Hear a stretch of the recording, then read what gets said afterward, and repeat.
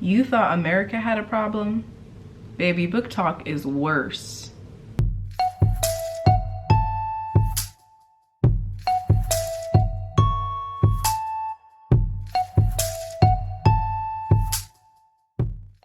Hello everyone, welcome back to my candid world. If you are a returning subscriber, you might notice that there's a bit of a different background here. I'm still trying to figure out what works best, but for this video's purposes, this has the best lighting, so you'll have to mind the sort of messy background. I am in college and this is my dorm, so you know, this is my side of the room if you couldn't tell by the wall. And really, yeah, I'll probably be shifting around the background for the next few videos, but putting that aside, let's get to the main topic of this video, and that being book talk. If you don't know what book talk is, it stands for book TikTok. And I'd say the last few months to the last few years, it's really had its biggest boom, especially over COVID. And that's how we've seen so many authors get really big, like Coho, Colleen Hoover, and Chloe Gong, and a bunch of other artists, especially young artists, utilizing social media like book talk to get their books out there to different audiences and reaping success and fame from it. But with that, there's been a recent, I guess, problem that's come up within book talk. People have not really been acting like they have any sort of human decency. And I think my first problem with book talk is the choices being made on which books are being popular and being pushed out there for, you know, anyone on book talk to see and be recommended. I'd say the first few years that book talk was really taking off, the focus was YA books, retelling of old stories, like retelling of Romeo and Juliet, retelling of this and that, retelling of what's that one, like Alice in Wonderland. Lots of retellings were what was really popular. But now the books that are really being pushed out there are, I'd say, sports romances, so like, oh, falling in love with a hockey player, and dark romances. And there's no real problem inherently with the sports romances. What is really sort of being problematic is the dark romance books that are really being pushed out. Now, to my like prior knowledge, or I guess current knowledge, dark romance was really just like, oh, complicated love stories, like, oh, they're both like petty criminals or whatever, and so it's like, oh, they're in love, but also they're like committing murder and like larceny and grand theft auto and burglary and whatever, you know. Okay, that's chill. If that's your cup of tea, that's your cup of tea. I know many of people who enjoy a good mafia romance or something, but you know, that isn't personally my thing. But I think recently it's done this really swift change to, oh, dark romances, to this is a love story based on Stockholm syndrome. Like just really, really bad stuff being pushed and promoted out there. And I do have like a few examples that we're really gonna get into, because it's really just been, I've like not spent that much time on TikTok recently, and I think for good reason. It's honestly, it's doing so much better for me. I'm a happier and healthy person, but I do need to get back on my sort of content grind. Not the grind in terms of like I'm sacrificing myself and my well-being, but the grind in sort of like, okay, it's time to buckle down and really push stuff out there. But yeah, back to what I was saying, a lot of these stories do have some sort of trauma or violence involved, and you know, that's cool, that's fine. I can understand that in a book. If it's written well, then it can really have a huge impact on the reader. But the books that are being pushed out, y'all, are not, you know, silly goofy like romances where they fight through trauma and violence to really love each other and be with one another. No, the books that are being pushed are glamorizing assault and rape. Like just verbatim, just glamorizing it. And it's like, oh my God, you guys need to read this book. It's so spicy. It's so this, the spice being assault. Now, I know we live in a society that feeds on the dehumanization and, you know, exploitation of women, but I didn't know we were being so upfront about it. And you know the authors know what they're doing when they're going under a pen name. Why do you have shame about what you're writing? One of said books being a book called Haunting Adeline.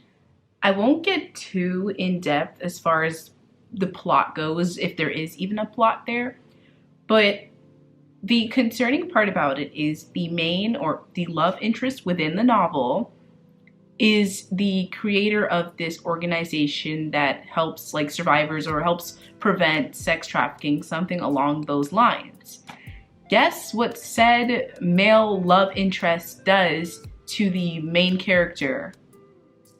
He stalks her, breaks into her home, and R-words her. And she falls in love and they have a relationship. That is not dark romance. That is just glamorizing rape. How can we be promoting these kind of books on BookTok and allowing people to get money and success and fame for literally just written like snuff film? How is this, ooh, spicy? It's not spice. This is literally just the exploitation of a woman. And to write her as falling in love with the man in today's climate, where we have women being R-worded on the daily and not getting believed and getting told they deserved it and this and this and that, you write a woman falling in love with the man who does it to her? Can we just be even slightly serious, BookTok?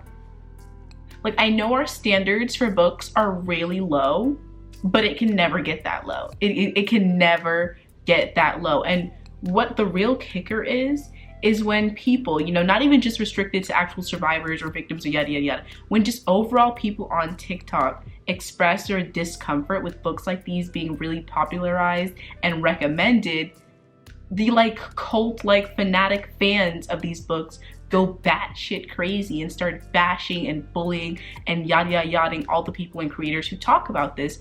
And it's just so embarrassing. Like, it's literally some 40-year-old woman with 3 kids bashing someone for not liking the book about rape. Girl, don't you have a mortgage to pay off? If you can even afford one with the kind of books that you're buying. Okay, y'all, I had to switch locations because my roommate came back and proceeded to take a nap for like 2 hours, so yeah. But anyways, as I was saying, or what I was proceeding to say, is the question, when did dark romance go from like silly, goofy criminals in relationships to I'm gonna assault you and now we're in love?